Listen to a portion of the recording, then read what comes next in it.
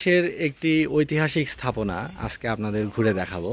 আমরা এসেছি বগুড়া জেলার শেরপুর উপজেলার খেরুয়া মসজিদে। এই যে এটা যে ক্যাম্পাসটা দেখতে পাচ্ছেন, এই ক্যাম্পাসটা হচ্ছে খেরুয়া মসজিদের ক্যাম্পাস।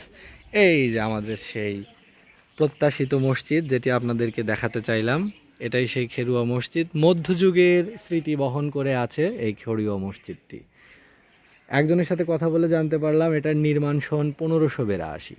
তার মানে ভাবুন আজ থেকে কত বছর পুরাতন, 400 বছর পুরাতন একটি মসজিদ এখানে এখনও বহাল তবিয়তে দাঁড়িয়ে আছে।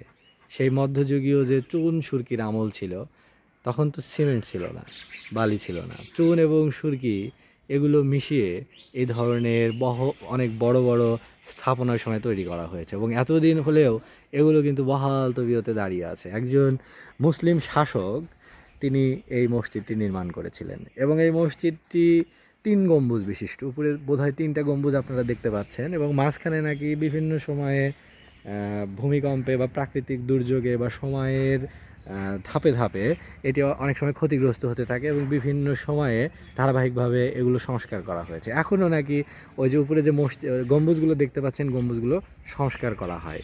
ওই গম্বুজ থেকে নাকি পানি চুয়ে চুয়ে মসজিদের ভিতরে পড়ে, এই জন্য ওগুলো সংস্কার করা হচ্ছে। যদিও 3টা গেট আছে, ওই মিডলের যে গেটটা দেখতে পাচ্ছেন 3টা রাখা হয়েছে, ওইটাই হচ্ছে প্রধান প্রবেশপথ। এবং স্থানীয় একজনের সাথে কথা বলে জানতে পারলাম 3টা কাতার রয়েছে, কাতার বা আমরা বলি লাইন বা সারি। তো 3টা সারিতে বোধ হয় একজন বললো যে 30-35 জন লোক এখানে একসাথে একত্রিত হতে পারে বা নামাজ আদায় করতে পারে, অর্থাৎ এটার ধারণ ক্ষমতা বা ক্যাপাসিটি অ্যাবাউট 30। এবং 3 লাইন বা 3টা লাইন এখানে রয়েছে। দেখুন ছায়া সুনিবিড় সুন্দর একটি জায়গায় মসজিদটি। এবং এই যে গেট দিয়ে প্রবেশ করলে, এই যে এটা গেট, এই যে কয়েকজন এসেছেন, এরা ছবি উঠছে, এখানে বেড়াতে এসেছে বোধহয়, স্থানীয় কেউ হবে। এবং এই যেখানে যে দেখতে পাচ্ছেন এই কবরটি, এই সমাধি স্থলটি, এটি একজন খাদেমের। খাদেম মানে একটা মসজিদের যিনি রক্ষণাবেক্ষণ করেন, দেখভাল করেন, সেই তত্ত্বাবধায়কের কবর এটি। উনিও অনেক আগের মানুষ, তবে এখানে নাম দেওয়া দরকার ছিল। কি যেন ফকির ওনার নাম একজন উচ্চারণ করলো এবং উনি নাকি সৌদি থেকে এসেছিলেন, আমাদের এখানকার মানুষ না। মির্জা কি যেন নাম বলে, আমার মনে নাই নামটা। খাদেম সাহেবের নামও শুনলাম এবং মসজিদের যিনি নির্মাণকর্তা, যে শাসক যিনি নির্মাণ করেছিলেন, যার সময় নির্মিত হয়েছে, সেই নামটা এখন মনে পড়ছে না এবং ফলকটা অস্পষ্ট, এই জন্য আপনাদের পড়ে শোনাতে পারলাম না। তো সেই খাদেম সাহেবের সমাধিস্থল বা কবর বোধহয় এটি। তো দেখুন মসজিদটি এখান থেকেও কত সুন্দর মনে হচ্ছে, কত সুন্দর লাগছে। এবং এত আগের একটি মসজিদ, মানে এখানে দাঁড়ালে আপনার কেমন যেন মনে হবে যে আপনিও বোধহয় মধ্যযুগে ফিরে যাচ্ছেন। কারণ এখনকার যুগে তো এরকম স্ট্রাকচারের, এমন ডিজাইনের এবং এমন উপাদান দিয়ে তৈরি করা কোনো স্থাপনা আপনি দেখতে পাবেন না বাংলাদেশে।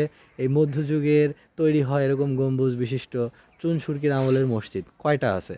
হাতে গোনা কিছু আছে, হাতে গোনা কয়েকটি আছে। একটা একটা জেলায় কয়টা আছে? এই বগুড়া জেলায় কয়টা মসজিদ আছে এরকম মধ্যযুগে? এই জন্য এগুলো হচ্ছে আমাদের ইতিহাসের অমূল্য সম্পদ। যে এলাকায় রয়েছে সেই এলাকায় এটি একটি ব্যতিক্রমী স্থাপনা বলেই পরিগণিত হয় এবং ঐতিহাসিকদের আগ্রহের কেন্দ্রবিন্দু হয়ে পড়ে।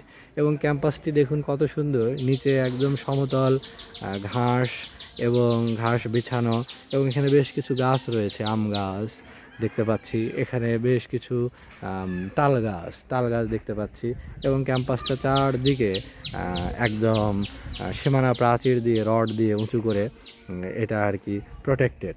এখানে দেখুন এই ক্যাম্পাসে একটি এইটা শিমুল গাছ, এটা তো শিমুল গাছ, হ্যাঁ এই যেখানে এটা শিমুল গাছ। দেখুন শিমুলের কিন্তু এখন এই যে ফুলের পরে শিমুল ফল হয়েছে, এখন এই ফলগুলো ধীরে ধীরে ম্যাচিওর্ড হয়ে পেকে সেখানে তোলা হবে।